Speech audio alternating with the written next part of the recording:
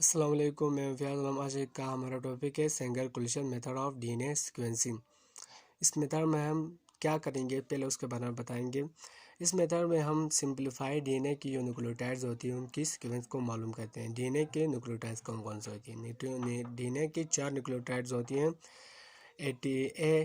Adenine, thymine, guanine, cytosine. बस simplify ये है कि हम इनकी जो सीक्वेंस है डीएनए में उसको मालूम करते हैं।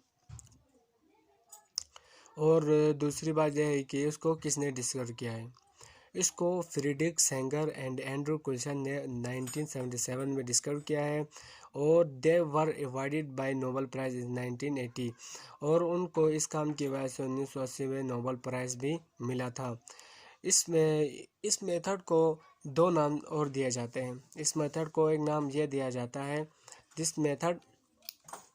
This method is also called dideoxide method. Dideoxide method क्यों इसको डाइडिऑक्साइड मेथड क्यों कहा जाता है? क्योंकि it fully depends on the use of special nucleotides called dideoxide nucleotides. क्योंकि ये डाइडिऑक्साइड न्यूक्लियोटाइड जो कि एक स्पेशल किस्म के न्यूक्लियोटाइड्स हैं, इस पे डिपेंड करता है। ये प्रोसेस है पूरा इस पे डिपेंड करता है, इसलिए इसका नाम डाइडिऑक्साइड मेथड भी रखा गया है। इसका एक और नाम भी दिया गया है, इसका नाम दिया गया है जो सेंगर मेथड कोलिशन मेथड है डीएनए सीक्वेंसिंग का। इसको तीसरा नाम है, this method is also called chain termination method. इसको चेन टर्मिनेशन मेथड क्यों कहा जाता है? बिकॉज DDNTP जो स्पेशल न्यूक्लियोटाइड्स थे उनको DDNTP से उसका नाम, वो क्या करते हैं, stop the addition for further nucleotides. यानी जो फर्दर जो न्यूक्लियोटाइड्स होते हैं, मतलब एडेनिन, थायमिन, साइटोसिन, ग्वानिन, इनकी फर्दर जो डीएनए में जो चेन बनाने के लिए एडिशंस होती है उसको रोकती है। DDNTP उनकी एडिशन को रोकती है। सो चेन इज स्टॉप, इसकी जिसकी वजह से क्या होता है, चेन स्टॉप हो जाता है। ये हो गया। अब हम कुछ स्ट्रक्चर के बारे में पढ़ेंगे। एनटीपी के स्ट्रक्चर है, यानी एनटीपी कहते हैं आरएनए का स्ट्रक्चर है। ठीक है, डीएनए का स्ट्रक्चर है।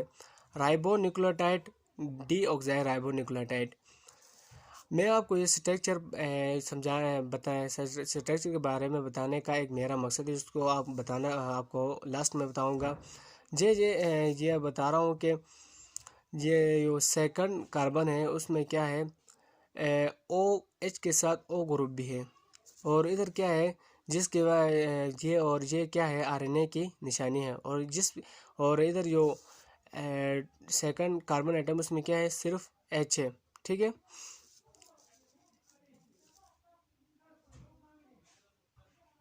ठीक है, ये इन दोनों में निशानी है। ठीक है, जो इसलिए इसको डीएनए कहा जाता है, इसलिए इसको आरएनए कहा जाता है। दूसरी बात, जो मैंने स्पेशल न्यूक्लियोटाइड की बात की थी, जिसका नाम था DDNTP, वो चेन को फर्दर एडिशन के लिए क्यों रोकता है, वजह क्या है, उसको हम स्ट्रक्चरली उसको देखते हैं कि वो कैसे रोकता है। अभी ये जो मैंने स्पेशल एनटीपी की बात की थी, डाइडिऑक्साइड राइबो न्यूक्लियोटाइड DDNTP, ये एक स्पेशल किस्म के न्यूक्लियोटाइड थी। इसका स्ट्रक्चर है, ये कैसे रोकता है उसके बारे में बताता हूँ। जो सेकंड या थर्ड कार्बन एटम पे जो H है, इसमें क्या है, H ग्रुप है। जबकि क्या है, इन डीएनए में क्या है, O ग्रुप है थर्ड कार्बन एटम में। और आरएनए में क्या है, थर्ड कार्बन में O ग्रुप है। यानी एक न्यूक्लियोटाइड का दूसरे न्यूक्लियोटाइड के लिए एडिशन के लिए हाइड्रोजन, ऑक्सीजन, O एटम का होना बहुत ज़रूरी है। एडिशन के लिए क्या बनाते हैं, O एटम जाके P फास्फेट के साथ फास्फोडाइस्टर बॉन्ड बनाते हैं। इसके वजह से फर्दर न्यूक्लियोटाइड्स की एडिशन और डीएनए की न्यूक्लियोटाइड्स की एक चेन बनती है। जबकि इसमें कोई O ग्रुप नहीं है, इसलिए जब ये एडिशन होता है तो ये फर्दर न्यूक्लियोटाइड की जो एडिशन होती है, जिसके साथ ये बॉन्ड बनाने के लिए जिसका O एटम ज़रूरी होता है, इसके पास नहीं है, इसलिए ये फर्दर एडिशन को रोकता है। ठीक है, अभी हम इसका सारे प्रोसीजर यानी प्रोसेस किस किस तरह ये हम इसको कैटेगरी में तकसीम किया है, किस किस तरह हम समझने की कोशिश करेंगे। यानी मैंने इसको एक कैटेगरीज में तकसीम किया है ताकि आपके लिए बहुत आसानी हो। ठीक है, इसका प्रोसीजर क्या है, पहले हमने क्या करना है, जिस डीएनए सैंपल की हमें न्यूक्लियोटाइड की सीक्वेंसिंग करनी है, उनकी सीक्वेंस को मालूम करना है, पहले उसे लेना है, फिर उसको डी नेचर करना है। डी नेचर कैसे करना है, हीट देके उसको डी नेचर करना है। पहले मैंने इसलिए डबल स्ट्रैंडेड डीएनए को लिया, फिर उसको डी नेचर करके क्या करना है, 2 स्ट्रैंड में तकसीम करना है। अभी मैंने एक डबल स्ट्रैंडेड डीएनए को लिया है, फिर उसको 2 स्ट्रैंड में तकसीम किया है। ठीक है, we take only a one single strand to find the sequence of the nucleotides of DNA। DNA की जो न्यूक्लियोटाइड्स के सीक्वेंस को मालूम करने के लिए हम सिर्फ एक चेन लेंगे, सिर्फ एक क्या करेंगे, सिर्फ एक सीक्वेंस को लेंगे, एक चेन की सीक्वेंस को लेंगे।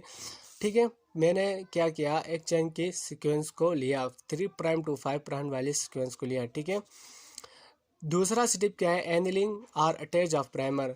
दूसरा स्टेप पे जो प्राइमर है, दूसरा सेटअप पे एंगलिंग और अटैच ऑफ प्राइमर। यानी अब प्राइमर को किसके साथ, जो हमने चेन लिया है, सीक्वेंस लिया है, उसके साथ प्राइमर को अटैच करना है। प्राइमर कौन सा होना चाहिए, रेडियो लेबल्ड। रेडियो लेबल क्यों होना चाहिए, बाद में रेडियोग्राफिक में जो रेडियो लेबल जो प्राइम है वो हमें हेल्पफुल होता है, वो मैं आपको बाद में बताऊँगा। ठीक है, मैंने इधर प्राइमर लिया। ठीक है, अभी मैं सारा प्रोसेस आपको बताऊंगा। वी एड डीएनए पॉलीमरेज और ताक पॉलीमरेज। डीएनए पॉलीमरेज या हम उसको डीएनए पॉलीमरेज जो क्या क्या न्यूक्लियोटाइड के एडिशन के लिए हेल्प देता है, वो या उसका दूसरा नाम ताक पॉलीमरेज क्या करते हैं, ताक पॉलीमरेज इस्तेमाल करते हैं, और नॉर्मल टाइप्स ऑफ न्यूक्लियोटाइड्स इस्तेमाल करते हैं, and special type of nucleotides क्या करते हैं, इस्तेमाल करते हैं। हम ये सारे क्या करते हैं, इन चार जो ट्यूब्स हैं उनमें ये सारे जो पोलीमरेज है, डीएनए पोलीमरेज, ताक पोलीमरेज है, नॉर्मल टाइप्स ऑफ न्यूक्लियोटाइड्स कौन कौन से, DNA, adenine, thymine, cytosine, guanine, और स्पेशल टाइप ऑफ डीएनए कौन कौन से स्पेशल टाइप ऑफ न्यूक्लियोटाइड कौन से थे, डीएनटीपीस। उन सबको हर एक ट्यूब में उन सबको मिलाएंगे। ठीक है, अब नीचे मैंने मिलाया। ठीक है, मिलाने के बाद मैंने क्या किया, पहले डीएटीपी एडेनिन को मैंने एक में शामिल किया। हर एक में क्या करना है, सिंपल न्यूक्लियोटाइड हर एक में एक एक डालना है। इसमें अगर हमने एडेनिन लाया, इसमें क्या डाला, साइटोसिन डाला, इसमें थाइमिन डाला, तो इसमें ग्वानिन डाला, और स्पेशल जो टाइप्स है न्यूक्लियोटाइड्स है डीएनटीपीस, उनमें सब में डालना है। इसमें भी स्पेशल टाइप में डालना है, इसमें स्पेशल और इसमें स्पेशल, और नॉर्मल टाइप हर एक में मुख्तलिफ डालना है। ठीक है, इसमें क्या किया, मैंने एटीपी एडेनिन वाला डाला, एटीपी। ठीक है, अब इसको मैंने डाला, फिर उसको अभी मैं क्या करता हूँ, इसका अभी सीक्वेंस का मेथड सीखेंगे। क्या है, अभी एडेनिन इधर है, एडेनिन का जो करस्पॉन्डिंग थाइमिन किधर है, थाइमिन को ढूंढेंगे। यानी जो हम चेन सेलेक्ट किए उसमें थाइमिन किधर है, थाइमिन है जाना वाली 2 में, एडेनिन के बाद दूसरे नंबर पे एक थाइमिन दूसरे नंबर पर है, और एक 3, 4, 5, 6 नंबर पर थाइमिन है। इसलिए मैंने इधर 2 और 6 मेंशन किया है, जिसकी वजह से इन दोनों थाइमिन की वजह से हम 2 डबल स्टैंडर्ड के 2 डीएनए के 2 सैंपल बनाएंगे। ठीक है, अभी क्या हुआ, अभी कौन सा है, थाइमिन दूसरे नंबर पे है, इसलिए मैंने कहा है, इसने मैंने लिखा थाइमिन एडेनिन का करस्पॉन्डिंग थाइमिन, फिर थाइमिन का करस्पॉन्डिंग एडेनिन, और एक में था 6। तो दूसरा जो चेन बनेगा वो किस 6 न्यूक्लियोटाइड सीक्वेंस तक बनेगा। अभी क्या है, एडेनिन था उसकी जगह में मैंने थाइमिन लिखा, थाइमिन था उसकी जगह में मैंने एडेनिन लिखा। करस्पॉन्डिंग जो होते हैं उसके साथ, यानी ग्वानिन का हमेशा साइटोसिन के साथ बॉन्ड बनता है, इसलिए हम ग्वानिन की जगह में के आगे साइटोसिन लिखेंगे। साइटोसिन का ग्वानिन का बनता है, एडेनिन का थाइमिन से बनता है, थाइमिन का एडेनिन से बनता है। थाइमिन क्या था, आखिर में था। हमने सीक्वेंस इधर तक क्यों लाया, थाइमिन तक क्यों लाया, क्योंकि हमने जो ऊपर है न्यूक्लियोटाइड इस्तेमाल किया है वो एडेनिन है, इसलिए एडेनिन का जो बॉन्ड होता है वो थाइमिन के साथ होता है, इसलिए हमने थाइमिन में लाकर ऐड किया है। ठीक है, एक दो चेन इसके बने। अभी दूसरे में हमने क्या किया है, बिल्कुल इसी तरह हमने साइटोसिन को ऐड किया है। बिल्कुल इसी तरह साइटोसिन के किन किन नंबर पे है नीचे चेन में, तो साइटोसिन का जो करस्पॉन्ड साइटोसिन जो बॉन्ड बनाता है वो किन किन नंबर पर है। साइटोसिन का बॉन्ड हमेशा ग्वानिन के साथ होता है, इसलिए ग्वानिन क्या है 3rd नंबर पर भी है, और 4, 5, 6, 7 नंबर पर भी है, इसलिए हम 3 और 7 मेंशन करेंगे। और इसी तरह 2 डबल स्ट्रैंडेड डीएनए बनाएंगे। ठीक है, अभी हमने क्या किया, इसी तरह हमने एडेनिन के साथ बॉन्ड थायमिन बनाएगा, थायमिन लिखा, थायमिन के साथ एडेनिन और ग्वानिन के साथ साइटोसिन बनाता है। एक चेन यह बना, यह एक 3 वाला चेन बनाया, 3 वाला चेन बनाया। अभी 7 वाला चेन बनाना है, क्योंकि एक ग्वानिन 7 नंबर पर है। 7 वाला चेन बनाएंगे। एडेनिन के बिल्कुल एडेनिन के साथ जो बॉन्ड बनेगा उसी का वही लिखना है। एडेनिन के साथ बॉन्ड थायमिन बना दिया, मैं थायमिन लिखा। थायमिन के साथ बॉन्ड बनाता था एडेनिन, एलिमेंट एडेनिन लिखा। ग्वानिन के साथ साइटोसिन, साइटोसिन के साथ ग्वानिन, एडेनिन के साथ थायमिन, थायमिन के साथ ग्वानिन, फिर ग्वानिन के साथ साइटोसिन। इधर तक चेन होता है। ठीक है, अभी एक और चेन बनी। अभी बिल्कुल इसी तरह तीसरा कौन सा है, ये है।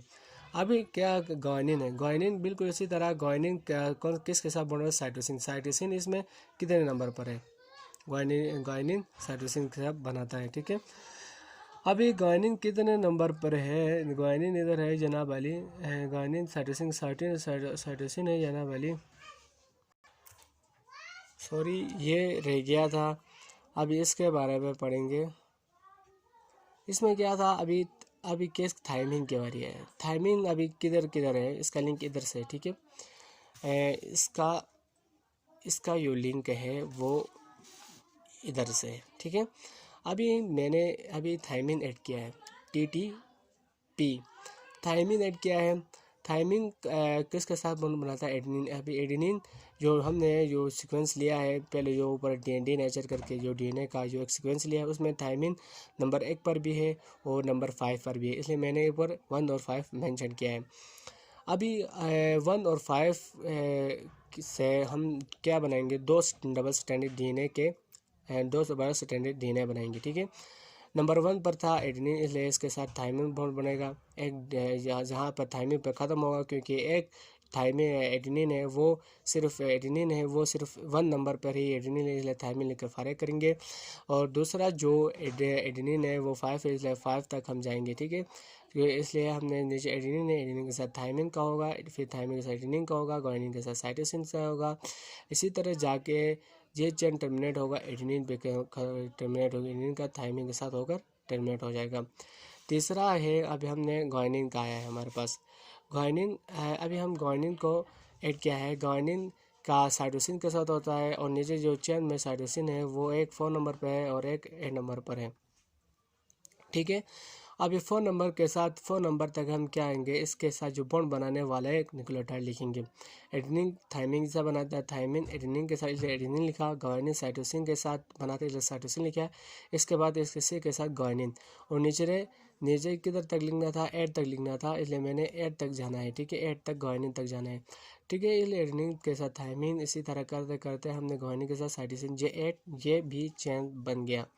ठीक है, इस चेन बनाने के बाद हम हर एक सैंपल को क्या करना है, ये इधर सैंपल मैंने इधर रखा है, हर एक सैंपल को इधर रखा है। ठीक है, अब इसको जेल इलेक्ट्रोफोरेसिस से गुजारना है। ठीक है, हाँ अब ये लास्ट स्टेप है, इसके बाद आपको सारा प्रोसेस समझ आ जाएगा। ठीक है, अभी जो मैंने ऊपर मेंशन किया था 2 और 6 को, क्या 2, अभी हम 2 की जगह में इधर ये सैंपल बनाएंगे। 2 की जगह में ये 2 पर है ऊपर सैंपल की जगह में, और एक सैंपल 6 की जगह में 6 में बनाएंगे। और दूसरा जो साइटोसिन में साइटोसिन एक 3 पर भी है, एक 3 पर में हम मेंशन करेंगे, और एक किधर है 7 पर है, एक 7 पर हम मेंशन करेंगे। बिल्कुल इसी तरह एक इधर जो थायमिन का जो सैंपल है उसमें एक और 5 मेंशन है, और एक हम नीचे एक लिखेंगे, एक में ये सैंपल बनाएंगे और एक 5 में बनाएंगे। फिर बिल्कुल इस तरह हम ये 4 8 है, इसमें एक 4 में मेंशन करेंगे और 8 में और एक 8 में मेंशन करेंगे। अभी क्या है, ये इधर जो मेंशन किया है ये क्या है, ग्वानिन के साथ जो ग्वानिन है, इधर ग्वानिन लिखा। फिर नीचे जो सैंपल ये किस चीज़ का था, ये साइटोसिन के साथ था, इसलिए हमने इधर साइटोसिन लिखा। और तीसरा जो इधर था ये जो था एडेनिन का है ये सैंपल, इसलिए हमने एडेनिन का लिखा। बिल्कुल इसी तरह नीचे जो है ये सिर्फ थायमिन है, इसलिए थायमिन लिखा। और इधर ग्वानिन है इसलिए ग्वानिन लिखा। इधर क्या है साइटोसिन है इसलिए साइटोसिन लिखा। ऊपर साइटोसिन था इसलिए साइटोसिन लिखा। और ये जो सिंपल था एडेनिन का था इसलिए एडेनिन लिखा। और ये जो था थायमिन का था इसलिए थायमिन लिखा। और ये हमने ये कौन से थे, ये कम्प्लीमेंट्री चेन है। अभी हमेशा कम्प्लीमेंट्री चेन अब हम कम्प्लीमेंट्री चेन का अब उलट करते हैं तो हमें क्या होगा कि हमें क्या मिलेगा, रियल चेन की सीक्वेंस मिलेगी। अभी कम्प्लीमेंट्री चेन को हम उलट करेंगे, फिर उसका उलट करेंगे तो फिर हमें टेम्पलेट डीएनए बनेगा, यानी हमारी जो हमने चेन लिया था उसकी सीक्वेंस बन गई। बिल्कुल इसी तरह हम चेन की सीक्वेंस बनते हैं। अब ग्वानिन का साइटोसिन लिखा, फिर ग्वानिन, फिर एडेनिन का थायमिन लिखा, फिर थायमिन का एडेनिन लिखा, फिर ग्वानिन का साइटोसिन लिखा, साइटोसिन का ग्वानिन, एडेनिन का थायमिन, थायमिन का एडेनिन। फिर उसके बाद ये जो हमने बनाई ये कम्प्लीमेंट्री चेन बनी है। जो हमने मालूम करनी थी जिस चेन के सीक्वेंस, वो उसको हम अगर इसको उलट करते हैं तो हम उस जिस चेन की हमें सीक्वेंस मालूम करनी थी वो चेन बन जाती है। इसी तरह हम क्या करते हैं, एक चेन के इसी तरह हम गेल इलेक्ट्रोफोरेसिस और पूरे सेंगर कोलिजन मेथड के ज़रिए हम क्या करते हैं, एक डीएनए सैंपल की जो न्यूक्लियोटाइड के सीक्वेंस को मालूम करते हैं। अभी हम ये जो सैंपल था उसके अंदर ये जो न्यूक्लियोटाइड के सीक्वेंस को मालूम